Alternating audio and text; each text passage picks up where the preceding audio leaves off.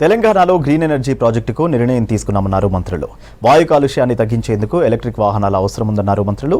Electric, LPG, CNG ఆటోలకు permission కాలుష్య నియంత్రణకు ఉపయోగపడుతుందన్నారు. భూభారతి చట్టంతో రైతు భూ సమస్యలకు పరిష్కారం లభిస్తోందన్నారు హస్తం నేతలు.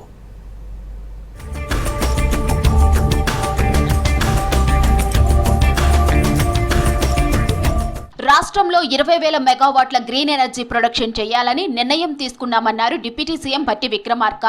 ఆంధ్రప్రదేశ్లో గ్రీన్ కో ఇంటిగ్రేటెడ్ రెన్యూవబుల్ ఎనర్జీ ప్రాజెక్టును అధికారులతో కలిసి సందర్శించారు భట్టి. గ్రీన్ కో ఇంటిగ్రేటెడ్ రెన్యూవబుల్ ఎనర్జీ ఒక అద్భుతమని చెప్పారు. సోలార్ నుంచి 4,000 మెగావాట్లు, హైడల్ ద్వారా 2,000 మెగావాట్ల విద్యుత్ ఉత్పత్తి జరుగుతున్నట్లు చెప్పారు.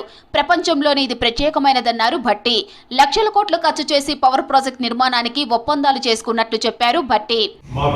సింగరేణి కాలనీస్ ద్వారా ఉత్పత్తి అయ్యేటువంటి బొగ్గు ఆధారితంగా తయారైనటువంటి థర్మల్ పవర్ ప్రాజెక్ట్స్తో పాటు ఇంకా గ్రీన్ ఎనర్జీని కూడా పెద్ద ఎత్తున చూసుకోవాలని 2029-30 నాటికల్లా కనీసం 20,000 మెగావాట్ పవర్ని గ్రీన్ ఎనర్జీని మా రాష్ట్రంలో ఉత్పత్తి చేయాలనే ఆలోచన కూడా ఉంది. హైదరాబాద్ లో కాలుష్యాన్ని తగ్గించేందుకు కొత్తగా ఎలక్ట్రిక్, ఎల్పీజీ, సీఎన్జీ ఆటోలకు పర్మిషన్ ఎంతోగానో ఉపయోగపడనుందన్నారు మంత్రి పొన్నం.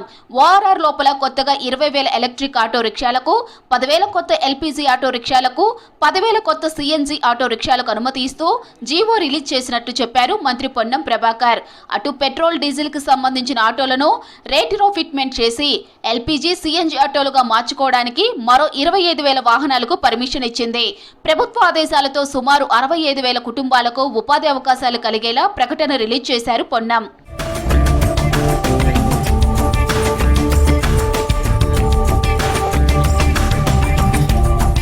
ధరణిపోయే భూభారతి వచ్చిందని, ఏళ్ల తరబడి పెండింగ్ పడిన భూ సమస్యలు పరిష్కారం అవుతాయని తెలిపారు రైతు కమిషన్ చైర్మన్ కోదండరెడ్డి.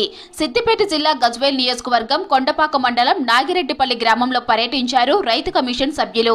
ఈ సందర్భంగా రచ్చబండ దగ్గర రైతులతో ముచ్చటించారు కోదండరెడ్డి. సీఎం రేవంత్ పాలన ఎలా ఉందని రైతులను అడిగారు. రేవంత్ రైతుల కోసం బాగా పనిచేస్తున్నారని తెలిపారు నాగిరెడ్డిపల్లి రైతులు. రైతు కమిషన్ కూడా బాగా పనిచేస్తుందని, రైతులకు అండగా ఉంటుందన్నారు. రేవంత్ రైతు బిడ్డ అని, రైతుల కోసం ఎక్కువ ఆలోచన చేస్తారని, అందుకే రైతుల కోసం అనేక సంక్షేమ పథకాలు ప్రవేశపెట్టారని వారికి చెప్పారు కోదండరెడ్డి.